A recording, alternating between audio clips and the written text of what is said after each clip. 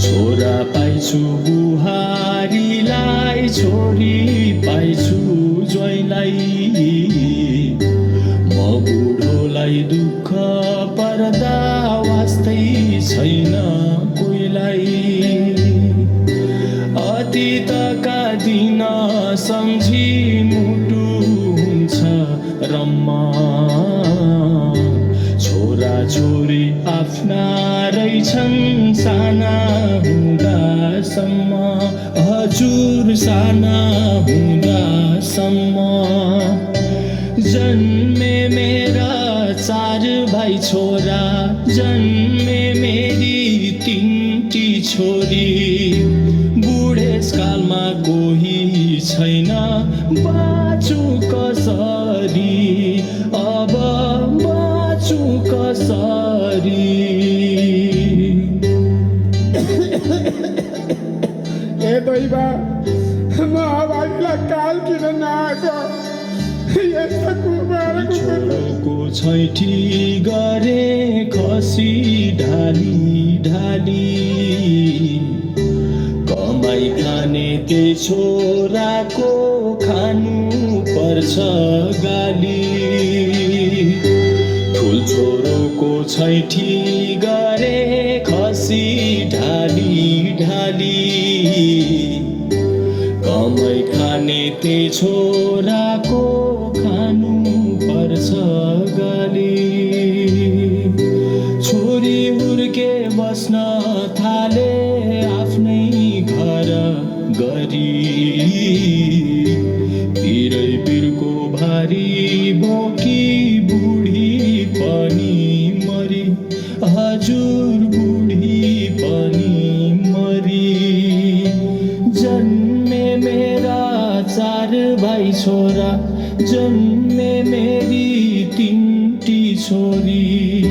बुढेसकालमा कोही छैन, बाँचु कसरी अब, बाँचु कसरी।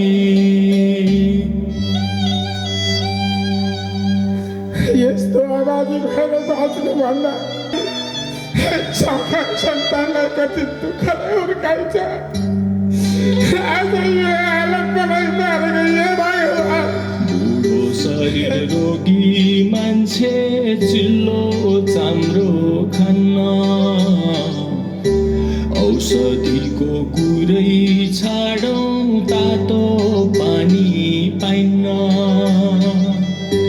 बुढो शरीर रोगी मान्छे चिल्लो चाम्रो खान्न।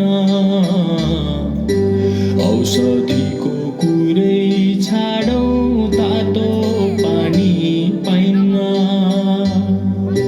लौरी किन्ने पैसो छैन म बुढोको घरमा।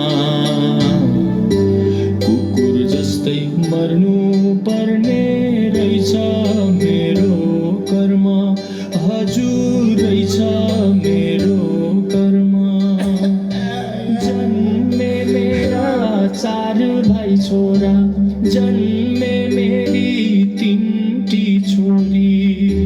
बुढेसकालमा कोही छैन, बाँचु कसरी अब, बाँचु कसरी, बाँचु कसरी अब, बाँचु कसरी, बाँचु कसरी। यस्तो हालत बनाएर मलाई छोराछोरीले मिलाएर बिजोग पारेका छन्।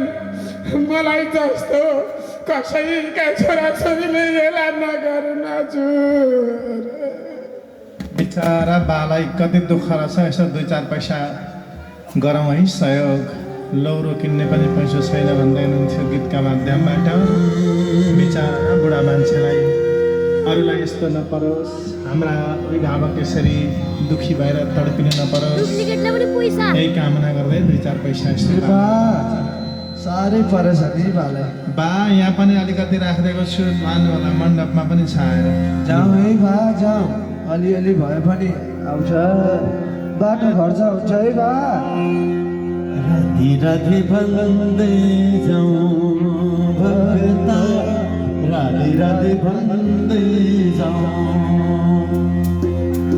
राधे राधे भन्दै जाउँ ए राधे राधे भन्दै जाउँ भक्ता राधे राधे भन्दै जाउँ राधे राधे भन्दै जाउँ भक्ता राधे राधे भन्दै जाउँ हर जाने बेला भइसक्यो राधे राधे भन्दै जाउँ आजलाई यति नै अरू चाहिँ भोलि